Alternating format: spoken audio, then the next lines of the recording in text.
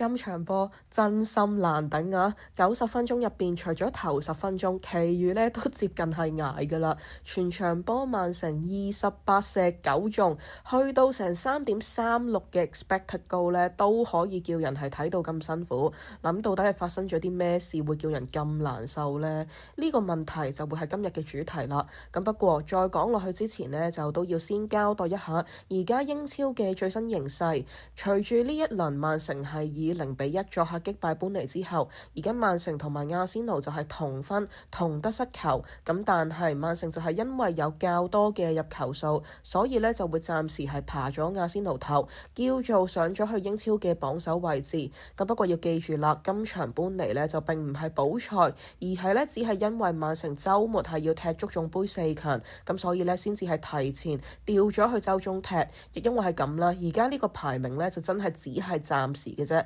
去到今個週末，亞仙奴對完紐卡素呢個名次就已經係可以有喐動嘅。咁而講緊曼城下一場英超踢愛華頓之前，亞仙奴呢就會係加埋先踢2場英超，所以最壞情況係講緊曼城下一次返去英超賽場嘅時候，就已經可以係又會落後住榜首6分。嗱，咁呢度呢就都可以留意返啦。咁不過呢，講到尾啦，大格局呢仍然都係冇變，曼城嘅目標都係餘下賽程全勝。咁而之前都講過啦，就算曼城真係可以全勝，去到最後今季英超都真係有機會呢係要靠得失球嚟到定冠軍。所以呢，今場本應係比較好爭取得失球嘅般尼，曼城就都係一球到尾，就有啲可惜啦。即使贏波攞3分上咗榜首呢，就亦都係叫人唔太過收貨啊。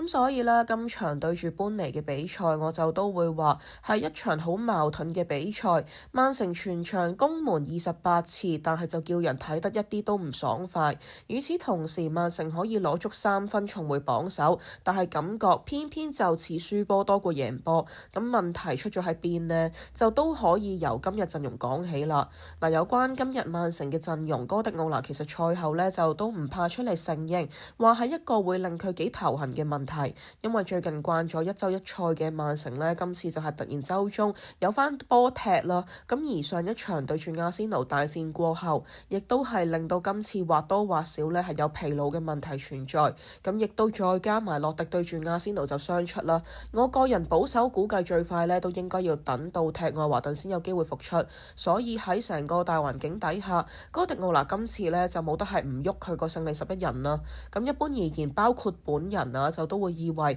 哥迪奧拿最多都係對位將洛迪轉翻做 Nico 就算。咁點知呢？今次對住般尼，哥迪奧拿擺出嚟個正選就都係有啲嚇人一跳。講緊啲咩呢？咁就係因為今場波喺洛迪受傷嘅情況下，哥迪奧拿呢就係寧願將 Nico O'Reilly 擺過去踢中場，跟住用翻艾洛尼踢左閘呢，就都係唔肯用 Nico Gonzalez。嗱，呢個決定呢，當然就好大爭議啦。好多人都會覺得哥迪奧拿係又要發作，又變翻唔用防中啦。嗱，呢度呢就都可以詳細去探討一下哥迪奧拿究竟係諗緊啲咩嘅。我自己呢，即場見到個正選名單嘅第一反應就都會係覺得哥迪奧拿係唔信 Nico 唔肯用佢啦。咁尤其就係最近都盛傳就曼城係想同洛迪續約，咁跟住又會係想簽咩安達臣、東拿利，甚至呢最新今日講緊呢就係想簽車路士嘅安素費蘭迪斯。咁所以呢個呢，自從洛迪一復出就即刻被打入冷宮嘅 Nico，佢個狀況呢就都好令人擔心㗎啦，亦都係開始有傳聞話佢夏天係將要離隊嘅。嗱，而結合翻呢今日呢個正選陣容嚟睇，呢個講法係真呢都唔出奇嘅。咁不過仔細諗，哥迪奧拿今日又何止係唔用 Nico 一個呢？後備席上面其實就仲有已經復出踢過波嘅高華石。咁你話哥迪奧拿唔信 Nico， 我理解嘅。咁但係唔通佢連高華石都唔信咩？呢個佢愛將嚟嘅喎，買翻嚟成29歲就都要買。嗱，咁所以諗真啲呢，其實會唔會哥迪奧拿根本今日由頭到尾就都係想行一個追得失球嘅進攻模式呢？喺一個已知般尼速度唔係特別快嘅情況下，係寧願踢少一個正統防中呢？咁呢度呢，就都係任由各自解讀啦。咁不過，無論對於呢個問題你係點樣理解都好啦，即係你話哥迪奧拿係真心覺得 O'Reilly 適合踢防中多過 Nico 都好啦。咁又或者係哥迪奧拿今日係單純因為戰術需求先至放棄 Nico 亦好啦。無論係邊一樣，都只可以話從結果而言呢，都係一個錯判啦。因為今日冇咗傳統防中嘅曼城，雖然呢就都叫做係主導住個局面，有成60成幾嘅控球率，而同時呢亦都係幾攻得，有成20幾次射門。咁但係O'Reilly唔係最擅長踢防中，亦都係事實啦。因為佢早段就都係曾經有犯錯，咁就送咗個機會俾般尼啦。咁所以當哥迪奧拿賽後檢討係講到話曼城今日下半場踢得好過上半場嘅時候，你就都會知道，就算佢唔使親口承認，佢心入邊呢就都係清楚今日唔踢一個傳統防中嘅呢一個決定，一定就係錯判先啦。因為今日如果唔係般尼已經自我放棄，輸少當贏，落後緊呢就都係喺自己後場無限還傳，就算有機會呢就都係極級浪費亂咁射嘅時候，曼城其實今場呢真係可以出事嘅，只係得一球優勢，任你幾咁守得呢，去到尾段就都總會有唔小心俾人偷翻一球嘅可能性。咁所以話曼城中場真係要多翻啲控制，可以較為順利啲回收翻個波呢，就都係要等到下半場 Nico Gonzalez 被換入之後啦。咁所以哥迪奧拿今日正選呢，絕對係擺錯，唯一好彩就係換人上邊叫做係有及時修正，先至係冇釀成大錯嘅。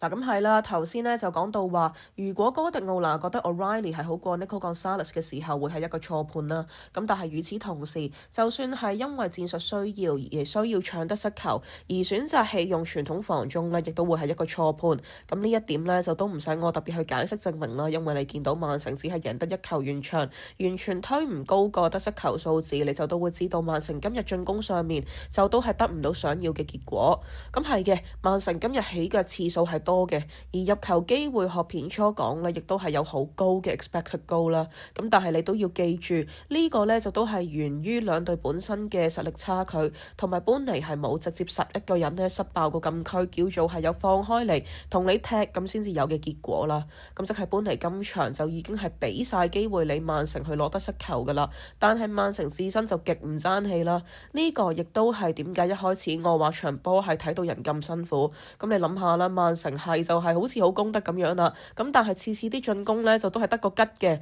跟住丟失咗個波呢，中場又冇能力拎翻啦。咁好啦，到本嚟攞波呢，就極保險慢速傳球啦，而難得揾到一兩下埋門機會，亦都係全部射失晒。兩隊個把握力坦白講呢，就都真係睇到人扯火嘅。成場波呢，就好似係兩隊好一般嘅球隊一齊踢緊咁樣。咁本嚟已經係鋼硬班，自暴自棄就都係可以被理解啊。咁但係你曼城踢出嚟係咁樣呢，就真係不能接受啦。唔好話得唔得失球嘅問題。即係如果我係阿仙奴，望住你今日呢個表現呢，我係會即刻充滿希望啊！至少覺得呢，你一定係贏唔晒餘下嘅賽程先啦。咁所以呢度對於成個爭冠嘅心理影響呢，就都一定係會有喺度啦。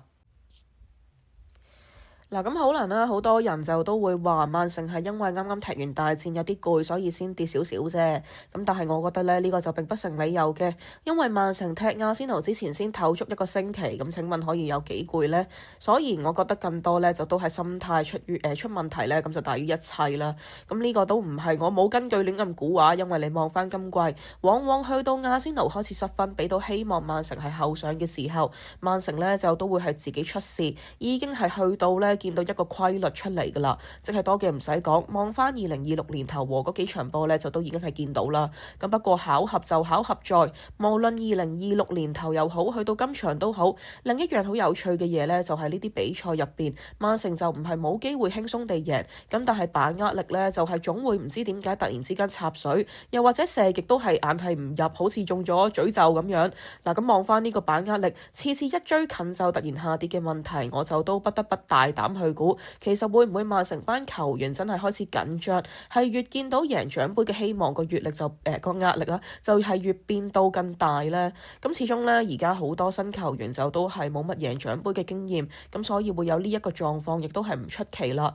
而套翻落去今場踢般尼嚟講，學賽後一啲評論講呢，喺得失球隨時左右邊隊贏冠軍嘅今日，曼城踢出嚟好似就係未入第二球呢，就已經諗緊點樣入第三球，心急諗得得太多，就係令到成隊波啲射門好多都係走晒樣。咁呢一個心態嘅問題，如果進一步縮翻落個別球員嚟睇呢，其實亦都係有類似嘅現象啦。咁即係哥迪奧拿賽前就都特別係指出 Cherki 呢個球員呢勁就係勁啦。咁但係佢呢，就係球隊落後住或者打唔開局面嘅時候，佢嘅表現先至會係上到去最高嘅水平。如果已經係有明顯嘅領先優勢嘅時候呢，佢嘅參與度就都會係隨之而下降。嗱，咁我呢，就唔係話 Cherki 今場踢本嚟踢得唔好，咁但係你亦都會係見到無論佢個人乃至到佢成支球隊嘅發揮，今場曼城係咪有啲輕敵？好多時候就都係踢得太過隨意咁呢。嗱，咁聽落咧，好似好矛盾啊！又話曼城有壓力會緊張，另一方面又話輕敵啦，太過隨意。咁係啊，今場波咧，曼城就係處於一個咁矛盾嘅心理狀態，整體唔太驚你搬嚟攞到個波，亦都唔怕你攻。咁但係去到埋門一腳嘅時候，自己唔知點解咧，又會係腳震嘅。嗱，咁坦白講咧，如果曼城係可以一早入埋第二球嘅時候，今場波咧，相信係一定會易踢好多，甚至係隨便踢一個大比數出嚟。咁但係時間拖到越後，顧慮咧，亦都係自然越嚟越多啦。咁所以講到尾都係學頭先所講，哥迪奧拿今日初步嘅部署咧係累咗大事，正選擺艾洛利推 O'Reilly 入去做防守中場，先天就係扼殺咗 O'Reilly 個進攻能力。咁即係用基本邏輯諗下都知啦，你本身咧只需要補洛迪一個位就得嘅。咁但係而家你捉咗 O'Reilly 去踢防中，艾洛利去補 O'Reilly 本身個位，咁即係咧你咪將自己本身只需要補一個位，變到無啦啦要補兩個咯。咁呢種做法咧當然就係蠢啦。